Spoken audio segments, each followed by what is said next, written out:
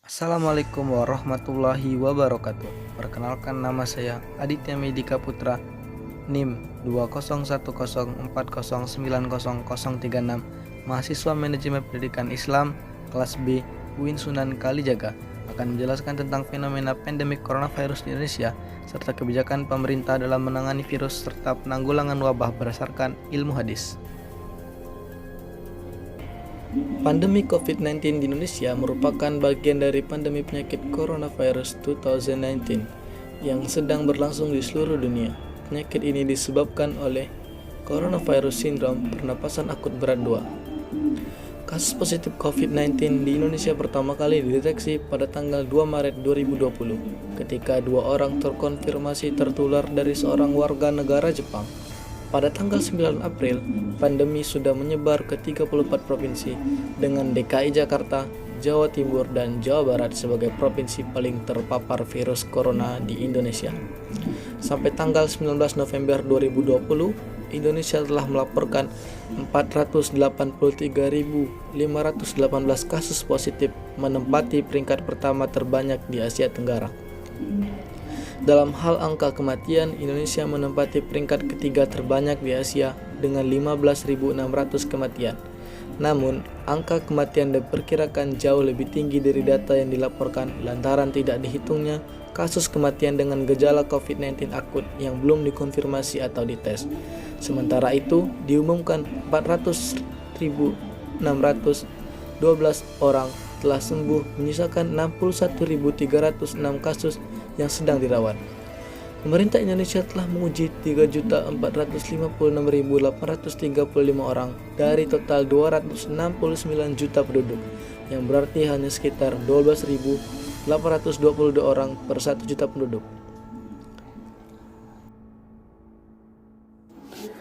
Ada pula kebijakan pemerintah dalam mengatasi virus corona, ialah pada bulan Januari 2020 melakukan siap siaga dengan memerintahkan kedutaan Indonesia di Cina untuk memberi perhatian khusus terhadap WNI yang terisolasi di Wuhan, lalu menyiagakan 100 rumah sakit. Kesiagaan juga dilakukan di 135 bandara dan pelabuhan internasional dengan memasang alat mendeteksi suhu tubuh.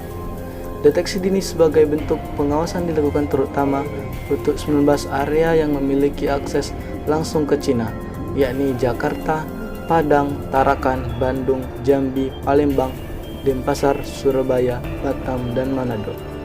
Di bulan Februari 2020, yakni menutup sementara penerbangan dari dan ke daratan Cina mulai 5 Februari 2020.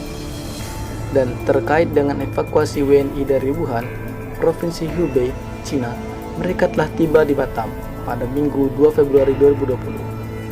Para WNI itu segera diterbangkan ke Pulau Natuna untuk diobservasi selama 14 hari. Total WNI yang diobservasi termasuk dengan 42 orang tim penjemputan sebanyak 285 orang.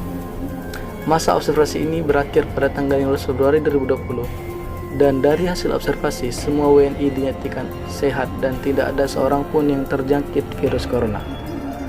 Dan pemerintah berusaha untuk menjaga pertumbuhan ekonomi pada tahun 2020 tetap mencapai 5,3%. Kajian Kementerian Koordinator Perekonomian menunjukkan kemungkinan pertumbuhan ekonomi bisa berkurang 0,1 hingga 0,3% dalam 6 bulan. Pada bulan Maret, Presiden membentuk tim Satuan Tugas Penanggulangan COVID-19 yang dipimpin langsung oleh Presiden. Lalu, membuat rumah sakit rujukan COVID-19 tambahan. Awalnya disiapkan 100 rumah sakit, pemerintah menambahkan menjadi 132 rumah sakit pemerintah, 109 rumah sakit milik TNI, 53 rumah sakit Polri, dan 65 rumah sakit BUMN.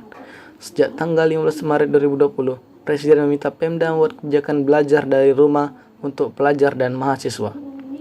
Lalu menetapkan peraturan tentang pembatasan sosial berskala besar melalui peraturan pemerintah Nomor 21 Tahun 2020 tentang pembatasan sosial berskala besar (PSBB) dalam rangka percepatan penanganan COVID-19. Di bulan April, yakni pembatasan sosial berskala besar, dan mulai berlaku sejak 1 April 2020. Adapun daerah-daerah yang melakukan PSBB ialah Provinsi DKI Jakarta, Kota Bogor, Kabupaten Bogor, Kota Depok, Kota Bekasi, Kabupaten Bekasi, Kota Makassar, Kota Pekanbaru, Kota Tangerang, Kota Tangerang Selatan, dan Kabupaten Tangerang. Pada bulan Mei, penerapan larangan mudik. Menteri Perhubungan segera membuat aturan tentang pengendalian transportasi untuk mencegah aktivitas mudik. Dan pada bulan Juni, demi mencegah situasi ekonomi Indonesia semakin tidak kondusif, pemerintah mulai melihat kemungkinan untuk melakukan relaksasi pembatasan sosial. Dalam rapat terbatas pada tanggal 27 Mei 2020, Presiden Jokowi minta agar dilakukan sosialisasi kepada masyarakat tentang protokol tatanan new normal. Kebijakan pemerintah untuk menerapkan normal baru ini diharap berbarengan dengan kesadaran masyarakat untuk tetap menjaga protokol kesehatan secara ketat sebab COVID-19 belum sepenuhnya sirna. Pandemi Corona mengharuskan masyarakat beradaptasi dengan kenormalan baru dengan mematuhi protokol kesehatan seperti memakai masker ketika keluar rumah, selalu mencuci tangan, dan menjaga jarak fisik ketika berada di tempat yang ramai dan menghindari kerumunan. Demikian pula dengan semuanya adalah serba online, mulai dari kuliah, belajar online, seminar dan rapat online, dan juga bekerja. New normal juga mengatur tata cara ibadah hingga makan di restoran. Protokol normal akan mengatur kehidupan masyarakat ketika berkumpul di luar rumah, mulai dari beribadah secara bersama-sama, makan di restoran, hingga berkumpul menghadiri acara publik. Dan bagaimanakah ilmu hadis membahas masalah menangani wabah corona? Dalam sebuah hadis Rasulullah SAW bersabda, "Idza sami'tum bi ta'una bi ardin fala tadkhuluha wa idza waqa'a bi ardin wa antum biha fala takhruju minha." Yang artinya, jika kamu mendengar wabah di suatu wilayah, maka janganlah kalian memasukinya. Tapi jika terjadi di wabah di tempat kamu berada, maka jangan tinggalkan tempat itu. Hadis riwayat Bukhari.